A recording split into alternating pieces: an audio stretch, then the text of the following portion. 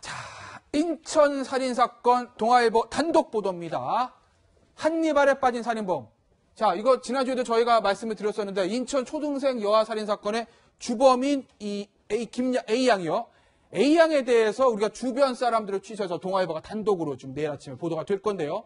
IQ가 140에 육박한다고 합니다. 인육을 다룬 미국 드라마 한니발. 굉장히 좀 잔인한 장면이 많이 나오는 드라마인데 거기에 빠졌었다고 하고요. 아버지는 의사다. 그래서 집에 있는 해부학 책을 보고 따라서 인체 해부도 같은 것을 그리기로 했다. 인체에 대한 지식이 좀 해박하다라는 것을 동아일보가 주변 사람들 취재해서 그렇죠.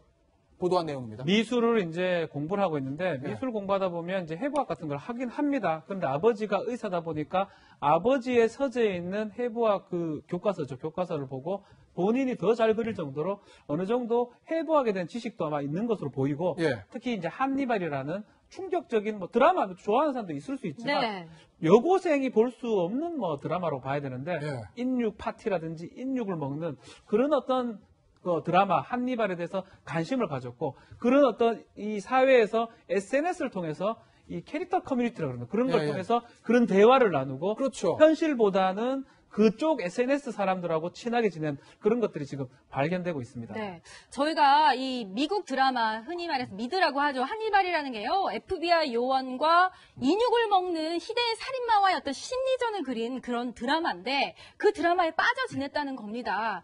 이 부분에 있어서도 글쎄 뭐 한때 청소년기에 그런 거에 빠질 수 있다고 얘기할 수도 있지만 정도가 지나치면 주변에서 이런 부분에 이상 징후를 좀 미리 알아차렸더라면 하는 그런 아쉬움도 들어요. 그러니까 이제 그 아버지의 직업이 이제 의사고, 그리고 이 이제 그 살인범 자체가 보면 굉장히 조숙했다고 그래요. 그래서 학교 생활도 친구들은 뭐 연예인 이야기 이런 거 이야기 하는데 본인은 이제 뭐 이런 그 해부학이라든지 이런 걸 하다 보니까 너무 시시하고 해서 학교 생활에 상당히 지장이 있어서 학교도 이제 자퇴를 했습니다. 이제 그러다 보니까 여기에 이제 몰입해 들어간 거죠. 이 드라마가 보면 한니발이라는 그 정말 살인범이 FBI 프로파일러와 이제 어떤 경쟁 관계에 있는 심리적 그런 드라마지 않습니까? 이게 뭐 시리즈 1, 2, 3 뭐 계속 나올 정도로 미국에서 굉장히 인기인데 거기에 너무 이제 몰입하다 보니까 현실과 어떤 이런 이 정신을 상당히 이제 혼동해 가는 거죠.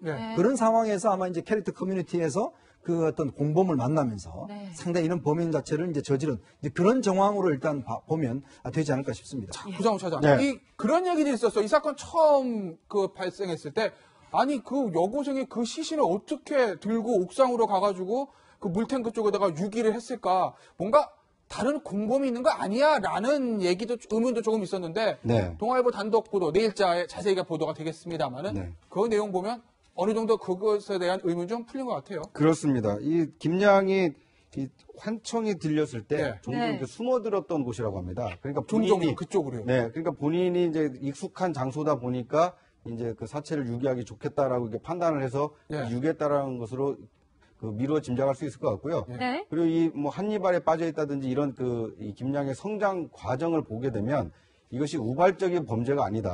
그러니까 심신미약한 상태에서 이루어진 범죄가 아니라 오랫동안 계획했던 계획한 거다. 범행일 수 있다라는 점을 보여주는 대목이기 때문에 아마 앞으로 이렇게 재판 과정에서 상당히 좀 주요 논점이 되지 않을까 하는 생각이 듭니다. 사체 부분이 이제 문제인데 그 계단하고 이런 게 있기 때문에 사체를 혼자서 가져가기 어려웠을 거라고 이렇게 추정을 하는데 그런 얘기가 있었잖아요. 그걸 지금 이제 좀 확인을 좀 해보니까 옥상 물탱크까지 뭐 두 개로 이제 사실 사체를 나누어서 간 것으로 지금 보이고 그렇기 때문에 공범이라든지 조력자는 사실 없는 걸로 보입니다. 다만 그 당시에 공범 방조죄로 기소된 공범하고는 통화는 이제 계속한 문자 메시지 교환했던 거 그런 것들은 지금 이제 인정이 되고 있는데 지금 범행에 대해서 사실 또 공범이 시켰다라고 좀 주장을 하는 상황이라서 재판이 지금 연기가 된 상황이거든요. 이것도 앞으로 좀 지켜봐야 될 부분 같습니다. 지금 IQ가 140에 육박한다는 부분도 좀 눈에 띄는데요. 그러면 이제